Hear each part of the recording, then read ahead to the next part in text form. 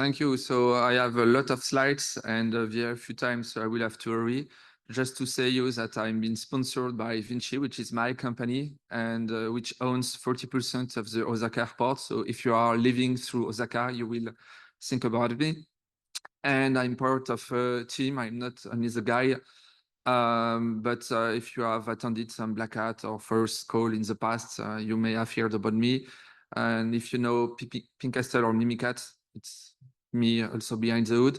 I've already published the slide on Twitter, so you can see my nickname, my smart logon. So if you want to get the slides, there is no need to make a pictures everywhere. It's already online. You just have to download it. So I will expose 12 tips. I will follow always the same presentation. So with the title, with the tip number. At the right, top right, you will see the level of difficulties. So I will start with LZ tips so you can get warm up. And in this report, I will explain what it is, why this is a problem, and what you can do to detect or mitigate it. And I have plenty of demos. So this is a summary, just to say you that I'm starting easy, and then I will get more advanced in the middle. So let's talk about the first tips. If you don't know, Active Directory is using a special class, which is users, and the standard class in LDAP is in-network person. So what you can do is that you can upgrade an Active Directory user into an in-network person user. The consequences is that if you are doing the wrong filter, so you have an example in the middle, you will not be able to see the user account. So what I recommend you to do is to look for users that have these special classes. The second tip is about the sysvol and to be able to be available on all the domain controller. It's using a special protocol named directory file replication. And there is some configuration about this protocol, which is the default one. So by default, the set of extensions, which is TMP or BSC, are not replicated. So why this is a problem is that you may have a lot of scripts, you may have GPOs that contains password, and if you are doing a backup on a local DC, it will not be replicated. So if you are doing the security analysis on another domain controller, you will not be able to spot these files. So how to fix it? This is very easy. Just look at each sysvol. So you have to look on each server and look for any BAK files or any TMP files. It's very easy. The third tips, it's about forgotten ownerships of Active Directory objects. So typically when you want to install a domain controller, you will not install it by a domain admin. You will install it by a local admin. You will then promote it later. And if you don't change anything, the guy who installs the server into the Active Directory will still be the owner of this domain controller object. You may have no rights except the owner, but if you are the owner, you have a special rights, which is giving you the possibilities to be to set up the permissions. And if you're able to change the permission, you will be able to, for example, if you install the domain controller, you will get the domain, you will be able to reset the domain controller account password. And with that, because this is a special privileged account, you can desync and you can become domain admin. Or if it's just for a server, you will be able to read the LAPS password and you will be local admin. So what you will have to do is to list all your owners on your Active Directories and look for any weakness. So it's not very easy. There is not a lot of tool to do it, but I highlighted a link in a French blog which gives you some PowerShell scripts to be able to do it. This was just a silence. Last easy tip before going advanced. So I don't know if you're aware, but there is a special object in Active Directory, which is named root.DSE, which is used to bind, get security features and stuff like that. So you have a screenshot at the left with LDP, which is a native tool from Windows. So this object by default do not have any security restrictions. So you can connect as admin. And with that, you can get all the informations highlighted on the left screen. So you will get the computer name, you will get the operating systems, you will get the domain names, you will get all the security features. So it's just operational information, but it's still information. So for me, it's not a vulnerability, but for some people, they claim that it's a vulnerability. So if you want to fix it or mitigate it, so you have some configuration in the Active Directory. This is on the top right. I highlighted the path. And you just have to set an attribute and you will disable the anonymous bind. So I will have to take more time now. I have some demo, but this is more complex. So usually when you want to change your password, you just send your password in a clear text in the domain controller. You have then software components, which is called password filters, and they may check for the password strength. And if the requirements are not met, the domain controller will deny the password change or the password reset. The problem is that for old compatibilities with NT4, there is a few APIs that allow you to change your password by sending directly the hashes. So only the NTLMS hash, not the IES hash used for Kerberos. But once you send this hash, the domain controller is not able to check for the password complexity. So how to fix it? So there is no change I'm aware of to be able to block it. The only solution is to block the RPC call. So I will do a demo for you. So this is my test account with a password name password. So I'm trying to change it with a one password character. So you can see the error message. So I will just try to run my PowerShell script. You have the source code just above. If you change the password from password to K, which is just a single letter password, so the code is very simple. I'm just copy pasting it. Okay, so I've changed my password to a one character password, the complaint. And just to prove that it's working perfectly, I will log with just this one letter password and it just works. Thank you. And you can say that there is no issues. If I want to set it back, it's working correctly. So there is a few limits to this methodology. So if you want to, I don't see feedback screen. Yes. So if you want to change to a password which is empty, that doesn't work.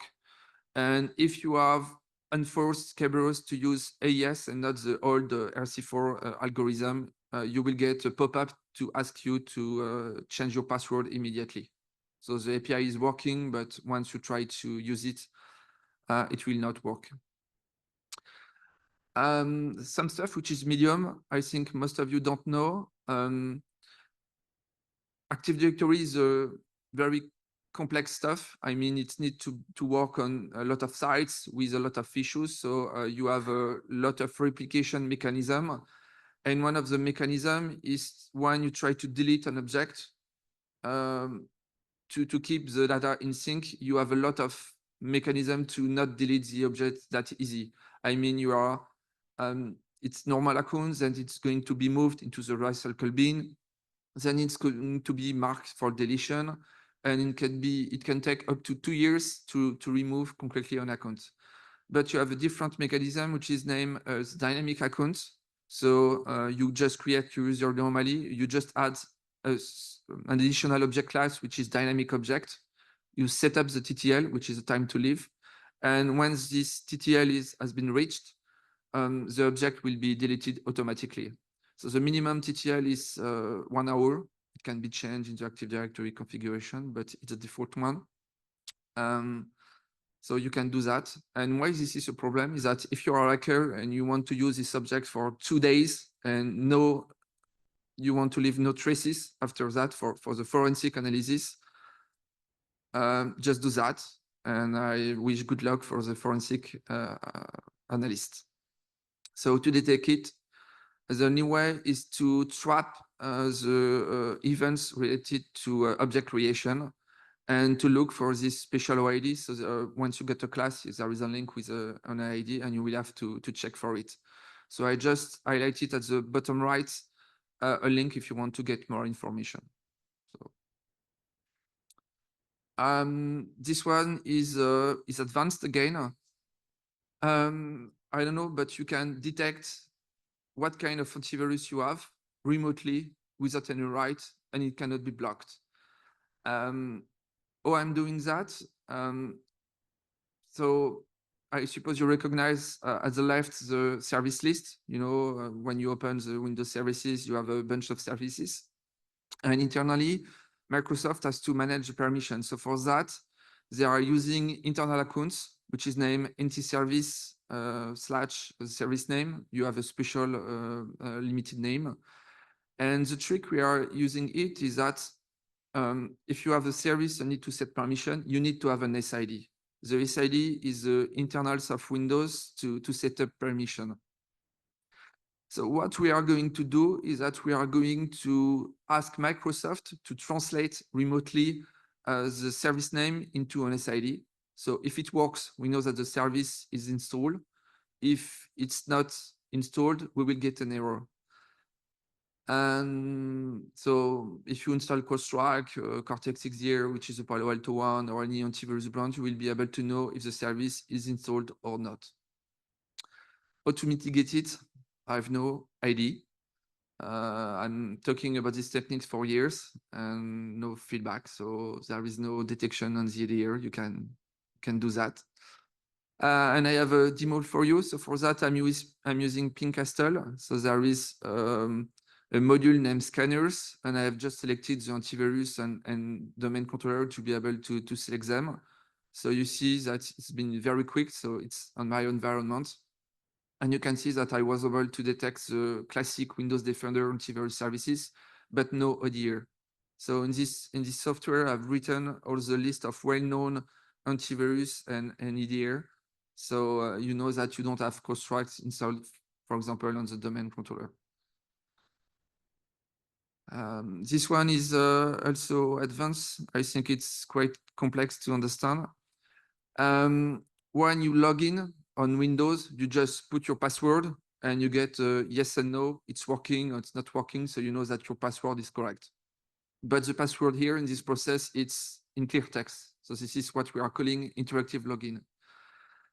If you want to authenticate remotely, you cannot do that. You cannot send your password in clear text. It's insecure. So what you are doing is that you are using a lot of data exchange with packets. So you are calling NTLM, Kerberos with a lot of crypto. It's called GSS. And you got a lot of crypto related to your password. You don't get your password in clear text, but you get the crypto to prove that you got the password. So why this is a problem is that you can authenticate with yourself. So if you are in your computer, you just say, okay, I'm server, I'm launching the server, and then I'm also the client, and I want to authenticate with myself. So you expect to see all the crypto. So there is a trick. There is a local optimization which set a flags in the NTLM authentication to remove all the crypto. But if you are able to clear these flags, you are able to see the crypto exchanges. So how can we exploit that? Let's imagine that you have a keylogger logs. So you got all the keystrokes that has been typed into your session because you are running a Trojan, and you want to retrieve the password of the current user without doing a lot of brute force.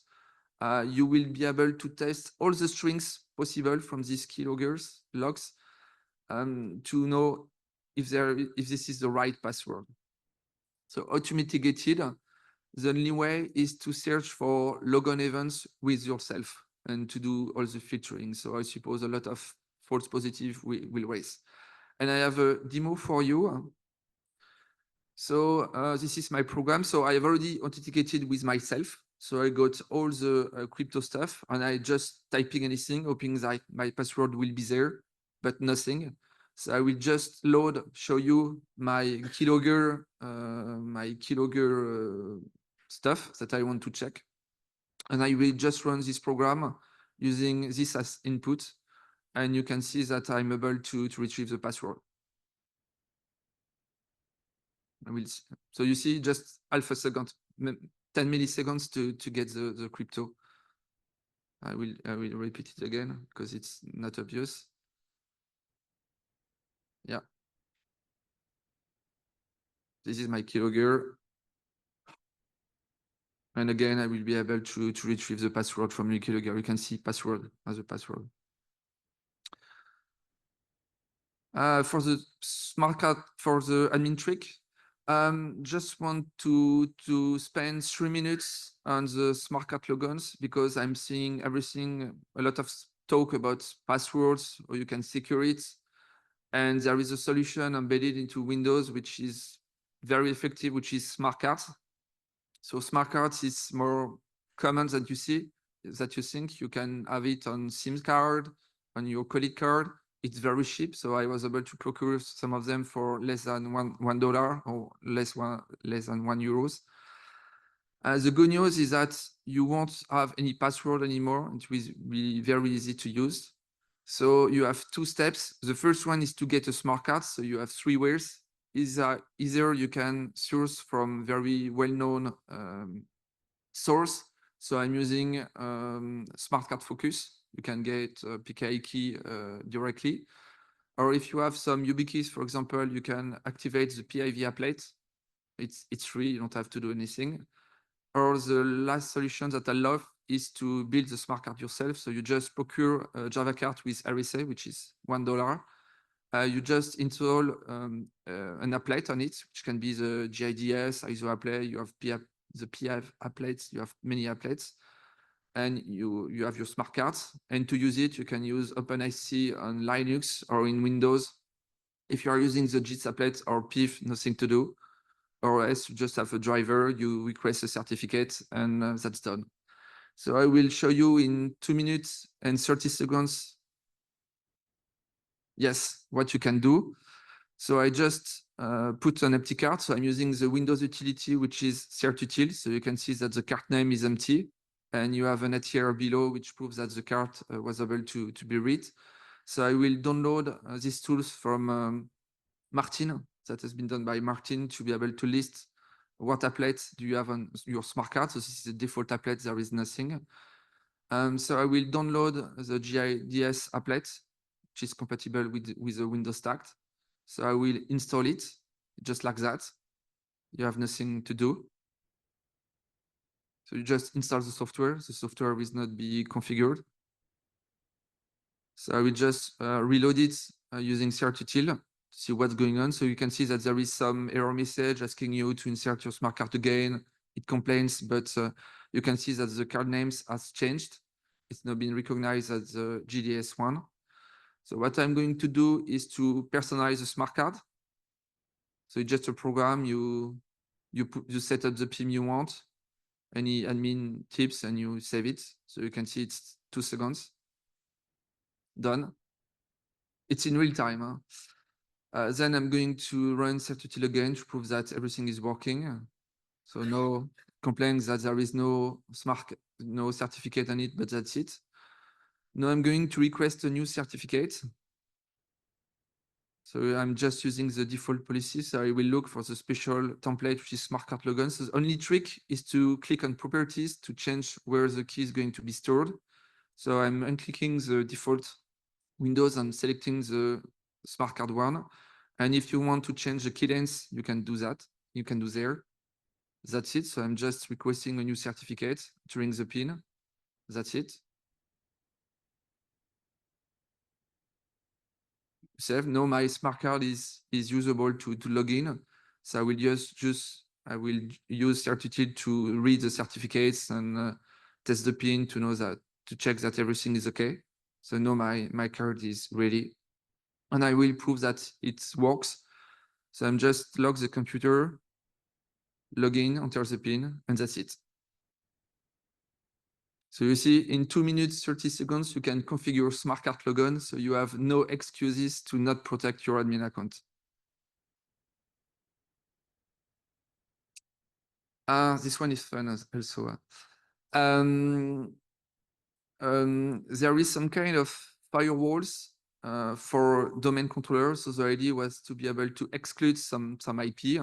So you have a special attribute in a configuration file to be able to exclude IPv4 addresses. The fun stuff is that the domain controller to connect with itself is checking its IP using this attribute. And if you deny everything, you just broke the domain controller. So the only exceptions to that is IPv6, but I don't know how to mitigate it. So maybe one day Microsoft will fix it or put a safeguard. So I'm showing you some demos in real time. So I'm just pushing, you see this weird attribute using a command line. So if you want to break the world domains, you will have to do for each domain controller. So you see, I just press enter, and less than 1 second later, I just broke the domain controller. And the fun stuff is that when you restart, so this is at the right, and you want to log in, you can just press next, next, next, next, next. Nothing happens. So you just broke your domain controllers in one command line. My 11th tips is to give you hints to investigate. So you have two things when you are doing incident response for Active Directory. The first one is to get replication metadata. So this is a way to know if an attacker has changed the passwords, group memberships, or stuff like that. So it's one command line, so you don't need any privileges, and you can show what has been changed. You can see also some hidden information related to hidden attributes, like for example the passwords, or for the LAPS passwords. So you can know if there is a LAPS information in an object. And at the right, you have a possibility to be notified through LDAP when a change occurred. So I'm using ping castle at the right to be notified. So I'm just launching a module named export and the change in real time. And you will see when an object has been changed in real time. You see, just 3 clicks away, and the tool is recording the new object properties. So typically in incident response, what I will recommend is first do a dump with AD Explorer, which is a tool from sysinternal. And the second point, I will recommend to launch a ping castle in this mode, and you will be able to track any actions made by the attacker. There is also a good tool made by the NC, which is AD Timeline, that will export all the objects and all the metadata. So if you're asking if any password has been changed, you will be able to have a nice Excel file and be able to work on it. My last tips is about something you don't know. So I have to talk about DPAPI so you can get the points. When you are saving your passwords from Chrome, Edge, or any product, you don't want to have the admin coming in with all the privileges, getting these files and be able to get your passwords. So to do that, there is some crypto to protect your personal data. And this crypto is relying on your passwords, but you may forget your passwords. So for that, there is a master key. And this master key is stored on the Active Directory. And if you have an incident response and you may reset your KBTGT password, your Surface account password, the admin, the user stuff, etc., there is still this master key which are at risk. And you can see the recommendation highlighted at the bottom. You can see that the Microsoft recommendation is to create a new domain and to migrate all the users if this secret has been leaked. So my recommendation for that is to enable the DPAPI logs and to check for these special events for backup. And if you saw it, good luck. Conclusion. So this is just a summary of the vulnerabilities we have seen. Sorry, I have to go fast because I do not have much time. And if you got any question, you can reach me by email. If you're asking me what I recommend as a tool for Active Directory audit, of course, Pinkastle. And if you want to follow it, me on Twitter or see my slides, I've already published them. You can see them. Thank you.